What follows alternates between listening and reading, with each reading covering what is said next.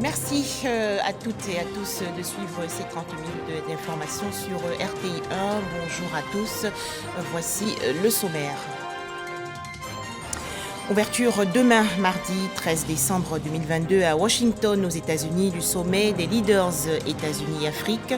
Au menu, les enjeux et défis majeurs du renforcement des relations bilatérales.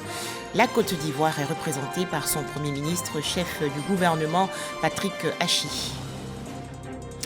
En Côte d'Ivoire, comment avancent les travaux de construction de l'autoroute Yamoussoukro-Bouaké dans la région centre? Quand cette infrastructure routière sera-t-elle livrée? Ce chantier, qui a été lancé le 29 mars 2017, est estimé à environ 300 milliards de francs CFA. Enfin, aux États-Unis, un suspect de l'attentat de Lockerbie, perpétré en 1988, rattrapé hier par la justice. La Côte d'Ivoire au sommet des leaders États-Unis-Afrique. Cette rencontre va s'ouvrir demain, mardi 13 décembre à Washington, la capitale américaine, pour s'achever le 15 décembre prochain. Les participants vont échanger sur les enjeux et défis majeurs du renforcement des relations entre les États-Unis et le continent africain. À noter que le Premier ministre Patrick Achi représente le président de la République Alassane Ouattara à ce sommet qui est à sa deuxième édition. Le point, Alexis Ouedraogo. Washington abrite du 13 au 15 décembre prochain le sommet des leaders États-Unis-Afrique. Le rendez-vous qui réunit plusieurs chefs d'État et de gouvernement ainsi que des représentants du secteur privé tant africain que américain permettra d'échanger sur les enjeux et défis du renforcement des relations entre les deux continents. D'importantes questions d'intérêt commun seront discutées, notamment la paix, la sécurité, la gouvernance, la santé mondiale au lendemain de la Covid-19, la sécurité alimentaire, ainsi que bien sûr la loi sur la croissance et les opportunités économiques en Afrique, AGOA. Le chef du gouvernement arrivé ce dimanche y représente le chef de l'État Alassane Ouattara et participera en marge du sommet à une table ronde sur les opportunités d'investissement spécifiques à la Côte d'Ivoire. Des rencontres bilatérales, notons-le, sont annoncées avec des personnalités politiques américaines. Retour en Côte d'Ivoire avec la 3e édition des journées sino-ivoiriennes qui s'est ouverte récemment dans la commune du Plateau. Thème retenu, hisser les échanges entre les collectivités locales ivoiriennes et chinoises au cœur de la construction d'une nouvelle ère des relations sino-ivoiriennes pour les 40 ans à venir. Les explications de Dangui Dangui. Visite de quelques stands d'entreprises ivoiriennes prêtes à saisir les opportunités qu'offre la 3e édition des journées sino-ivoiriennes de l'investissement et du partenariat officiellement ouvert ce lundi. Cette édition fait la part belle aux collectivités locales. En témoigne le thème retenu, à savoir hisser les échanges entre les collectivités locales ivoiriennes et chinoises au cœur de la construction d'une nouvelle ère des relations sino-ivoiriennes pour les 40 ans à venir. Dans cette édition, nous allons aboutir à la création d'un cadre d'échange entre la région de San Pedro et la province de Hainan. Par l'établissement de ce partenariat, nous allons également interconnecter les ports. Notre souhait, c'est de nouer des relations de partenariat. À partir de là, tout ce qui rentre dans notre mission, nous pouvons à la négociation. Le premier conseiller de l'ambassade de Chine en Côte d'Ivoire de saisir l'occasion de cette 3e édition des journées sino-ivoiriennes pour rappeler la politique extérieure de son pays. La Chine, en poursuivant résolument sa politique extérieure d'indépendance et de paix, développera des liens d'amitié et de coopération avec les autres pays sur la base de 5 principes de la coexistence pacifique et d'œuvrer à l'établissement d'un nouveau type de relations internationales, à l'approfondissement de partenariats d'égal à égal, ouverts et coopératifs dans le monde et à la recherche d'une plus grande convergence d'intérêts avec les autres pays. Les journées sino-ivoiriennes de l'investissement sont des rendez-vous de haute portée économique et diplomatique, selon le représentant du ministre de l'Intérieur. Ces journées permettent d'attirer des partenaires aux collectivités locales, a-t-il ajouté. Toujours en Côte d'Ivoire, le lancement le 29 mars 2017 des travaux de construction de l'autoroute Yamoussoukro-Bouaké dans la région centre. Alors après 5 ans de chantier, comment se présente cette infrastructure routière estimée à environ 300 milliards de francs CFA? Les explications détaillées de Kader Sogodogo de RTI Bouaké. Voici l'autoroute Yamoussoukro-Tébissou, 37 km. 3 échangeurs. Plus de 82 milliards 707 millions de francs CFA d'investissement réalisés par l'État de Côte d'Ivoire et le soutien de la Banque islamique de développement. Les travaux avaient été lancés le 29 mars 2017 par feu le Premier ministre Amadou Gon Coulibaly. 4 années après, la route dégage tout son charme. C'est sûr, voyageurs et conducteurs ne résisteront pas longtemps à ce charme. Quelques derniers détails sont à régler. Il ne reste que ce péage qui est exécuté aussi jusqu'à plus de 75%.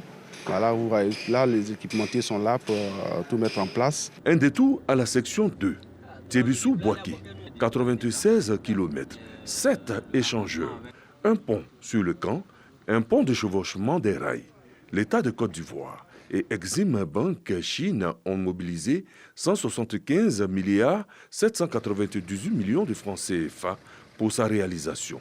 Les travaux vont bon train et les nouvelles sont plutôt réjouissantes.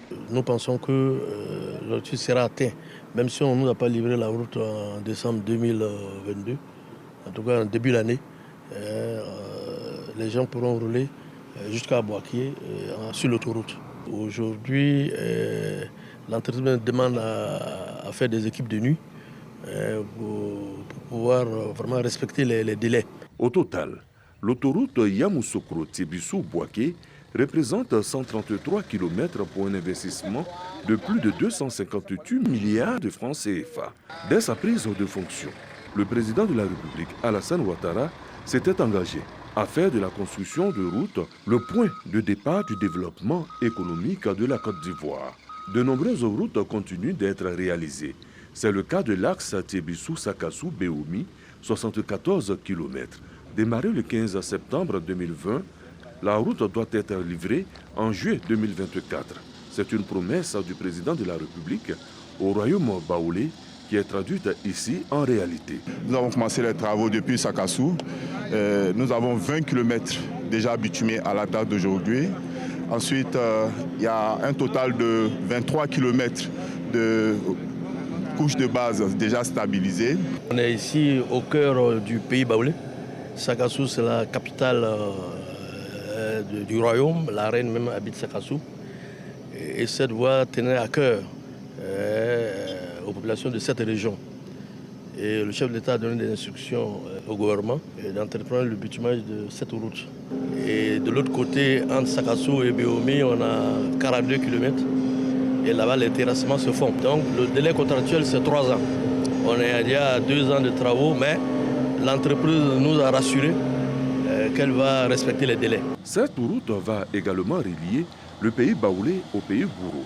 Plus de 90 km de routes bitumées seront réalisés. Il y a un autre projet qui prend de Béoumi jusqu'à Genoula, Bédiala, jusqu'à Vavois. Vous avez la route de Béoumi pour aller à Goïtafla, avec la bretelle qui va à Kounaïri.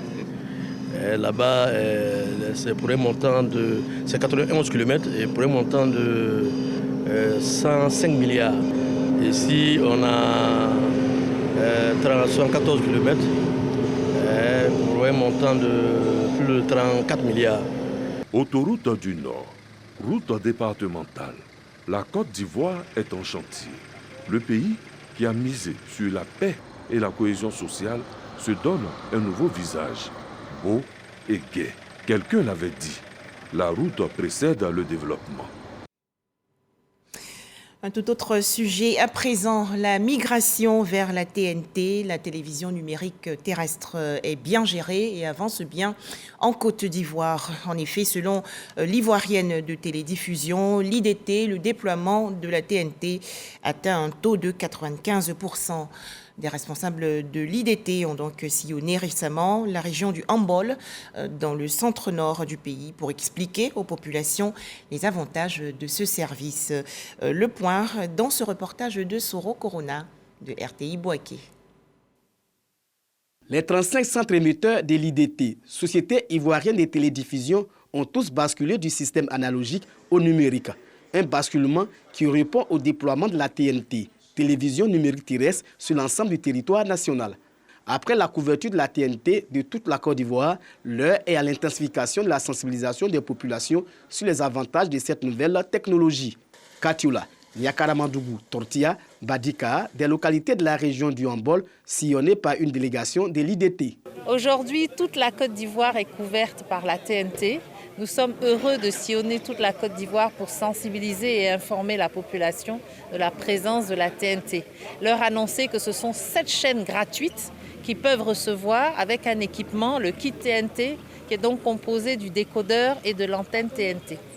Les bienfaits et comment acquérir les équipements de la TNT sont expliqués aux populations qui étaient en manque d'informations. Maintenant que nous avons reçu toutes les informations nécessaires dessus, alors nous allons l'expérimenter et j'espère bien qu'on sera satisfait. Ça va nous permettre de nous informer gratuitement parce qu'il n'est pas donné à tout le monde de payer 5 000 francs par mois pour avoir les informations ou pour regarder la télé. Donc c'est vraiment une opportunité. Et je remercie la TNT. La démarche de la direction de l'IDT de se rapprocher des populations est appréciée par le corps préfectoral. C'est une très bonne initiative de l'IDT de venir vers les populations pour les sensibiliser davantage sur cette nouvelle technologie, pour moi qui a beaucoup d'avantages pour les populations. Toutes les localités du pays seront visitées, peu importe les difficultés à surmonter par les équipes. Le DG, M. Yeo Adama Benoît, lui en tant que technicien aussi, l'homme de terrain, nous a donné avec ses véhicules pour pouvoir rallier les villages et hameaux et sous-préfectures, départements, quel que soit l'état de la route, pour pouvoir porter cette information, cette sensibilisation auprès de la population. La télévision numérique terrestre offre aux téléspectateurs une qualité de son et d'image améliorée. La TNT favorise l'augmentation du nombre de chaînes pour une diversité de chaînes. La neutralité net, sujet au centre des réflexions initiées récemment par l'autorité de régulation des télécommunications en Côte d'Ivoire. Ces échanges s'inscrivent dans le cadre de la 5e journée de la prospective du régulateur. Les explications détaillées de Godefroy Okambawa. La neutralité du net, c'est le principe qui régit Internet et qui garantit un traitement technique identique à tous les fournisseurs de contenu. En Côte d'Ivoire, les innovations technologiques et l'annonce de la 5G, la 5e génération de téléphonie mobile, amènent les décideurs à adopter de nouvelles pratiques en la matière. Les flux de communication qui transitent sur les réseaux de télécommunications ne doivent pas être traités de manière discriminatoire en fonction soit de leur destination, de leur provenance ou vers les applications ou services que ces flux sont censés adresser. Donc c'est un principe, comme je dis, de non-discrimination. Cette rencontre s'inscrit dans le cadre de la 5e journée de la prospective du régulateur, initiée par l'ARTCI, l'autorité de régulation des télécommunications en Côte d'Ivoire. Ces acteurs intervenant dans les TIC réfléchissent sur la neutralité du net, qui est à l'épreuve aujourd'hui des innovations technologiques. Nous sommes dans un secteur qui est très dynamique et qui est tout le temps en mutation. On parle là de 5G. Et la 5G vient avec des problématiques nouvelles qui peuvent mettre, je veux dire, en contradiction les principes que nous avons consacrés au niveau de la neutralité des nets.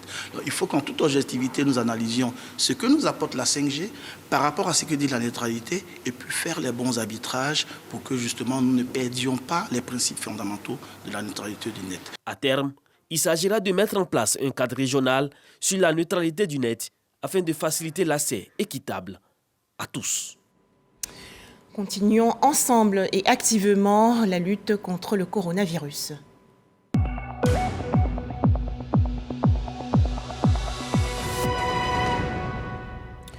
Les chiffres du coronavirus en Côte d'Ivoire, 0 cas, aucun cas de coronavirus découvert hier dans tout le pays.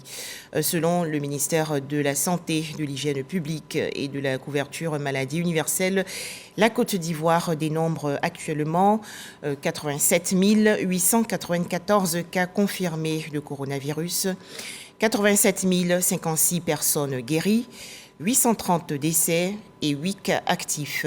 Rappelons que le ministère de la Santé, de l'Hygiène publique et de la couverture maladie universelle invite les populations de plus de 12 ans à se faire vacciner massivement et gratuitement dans les centres de vaccination.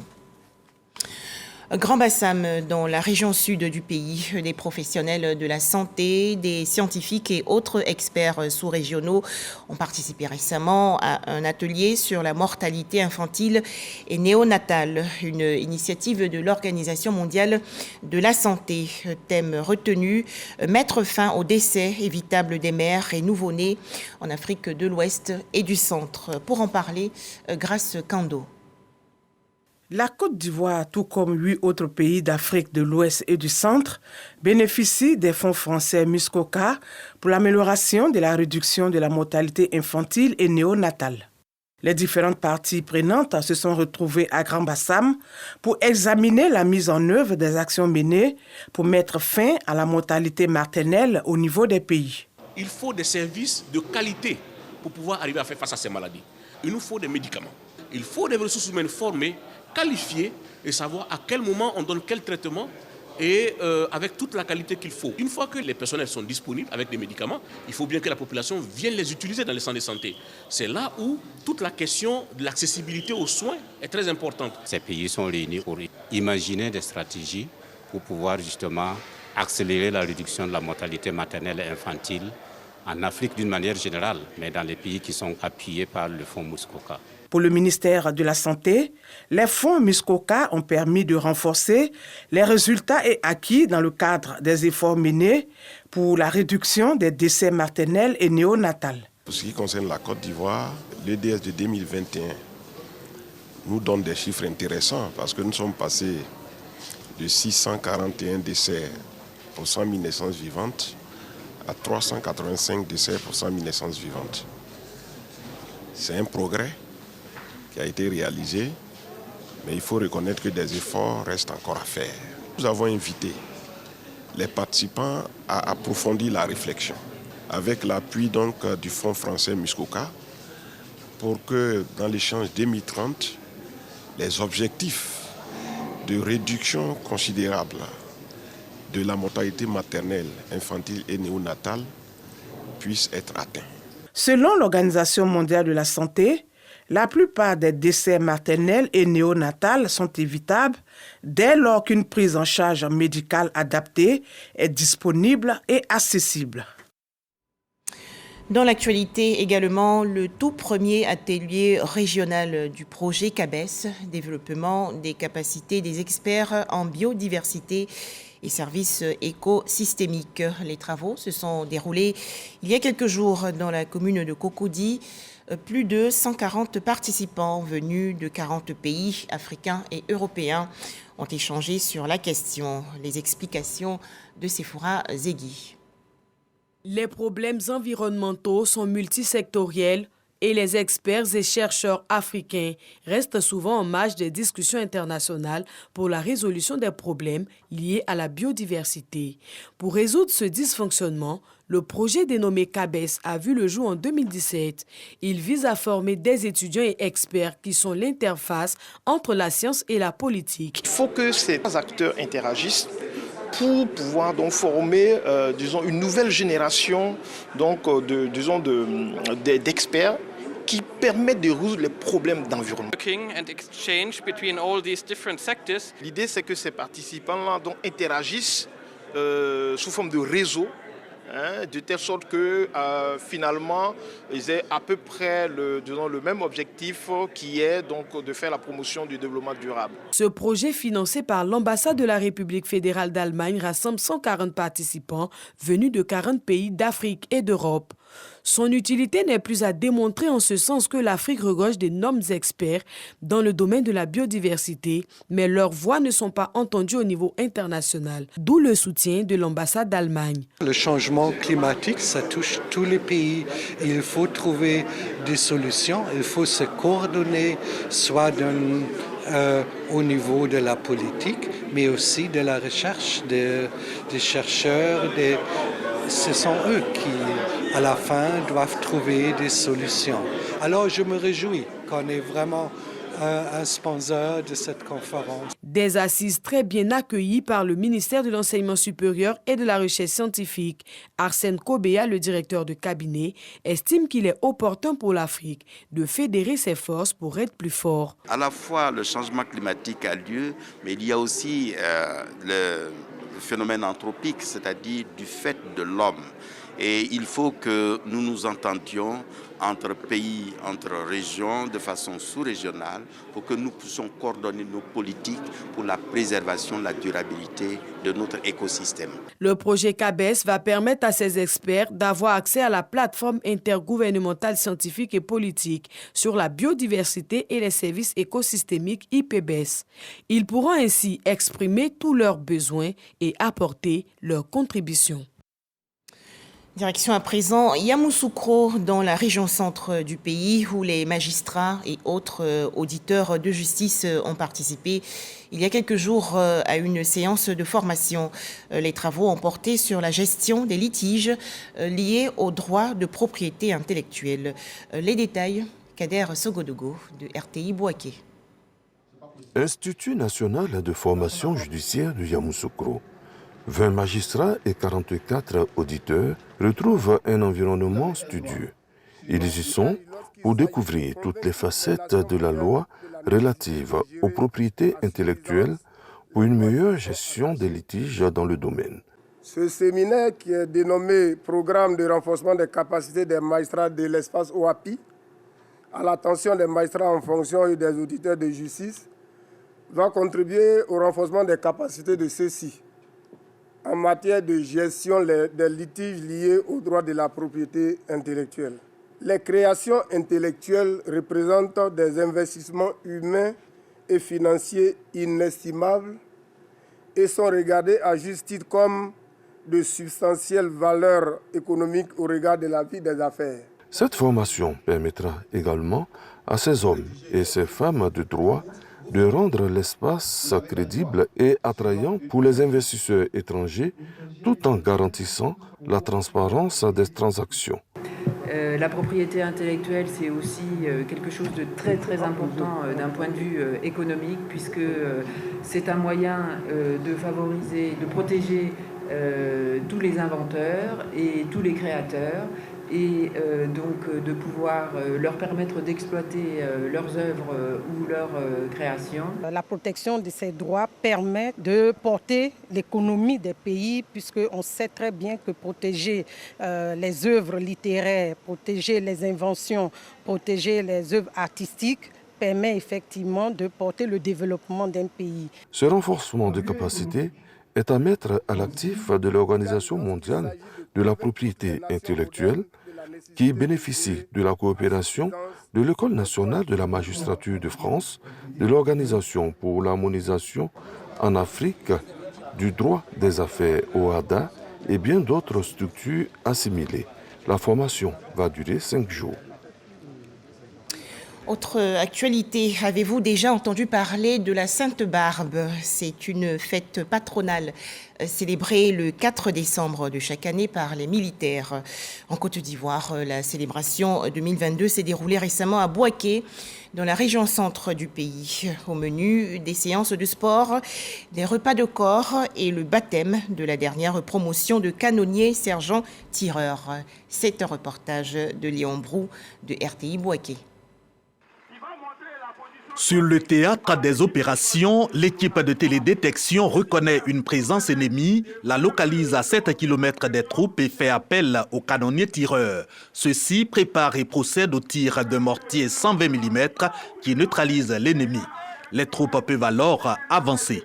Juste une simulation pour montrer l'aptitude des soldats de 2e classe du bataillon d'artillerie sol-sol, AC-42 recrues, issus de la classe 2022, remise de diplôme de fin de formation et baptême de la promotion du nom du lieutenant-colonel Kouadio Dibi, chef de corps, décédé en 2020. Dibi a su redynamiser l'instruction au bataillon et cela a justifié le nom de baptême de votre promotion.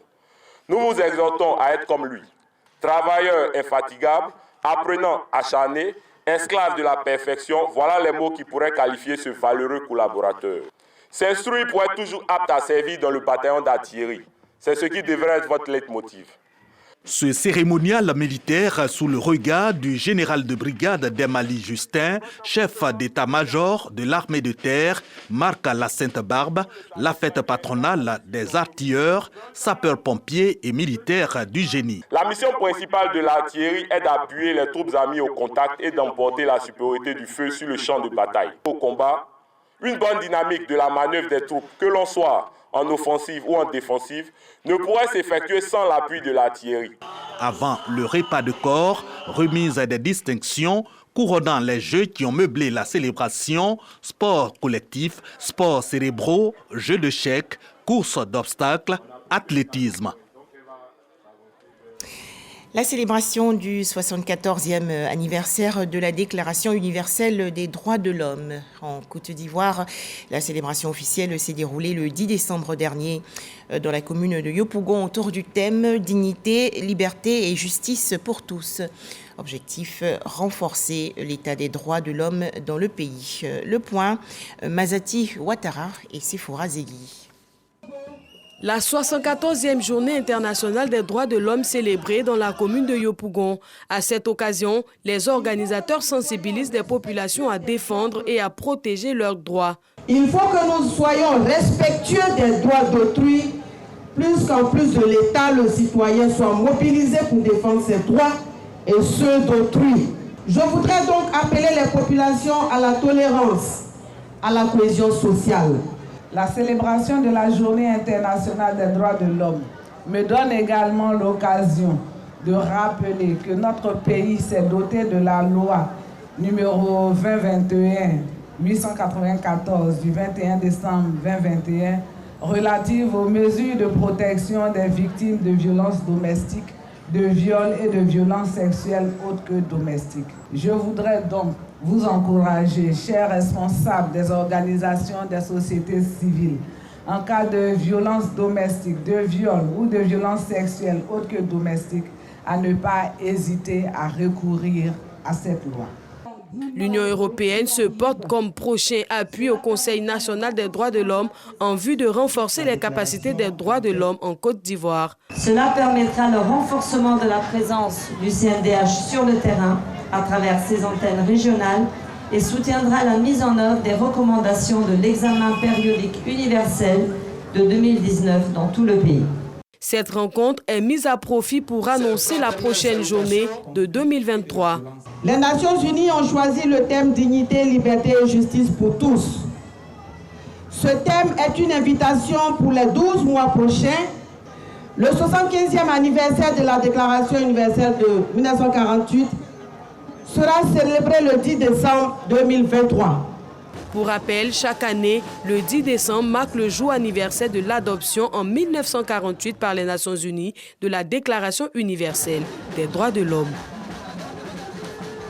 En image, ces festivités à Ara, ville située dans la région sud-est du pays. Les préparatifs vont bon train. En effet, les populations vont célébrer la fête de l'Igname, édition 2022, et cela du 14 au 17 décembre prochain. Enfin, un suspect libyen répondant au nom de Abou Ker Al-Marimi est accusé d'avoir fabriqué la bombe ayant tué 270 personnes lors de l'attentat de Lockerbie en Écosse en 1988, a été placé hier en détention aux États-Unis. Voilà, merci de nous avoir suivis. Excellent début de semaine à toutes et à tous sur les chaînes du groupe RTI.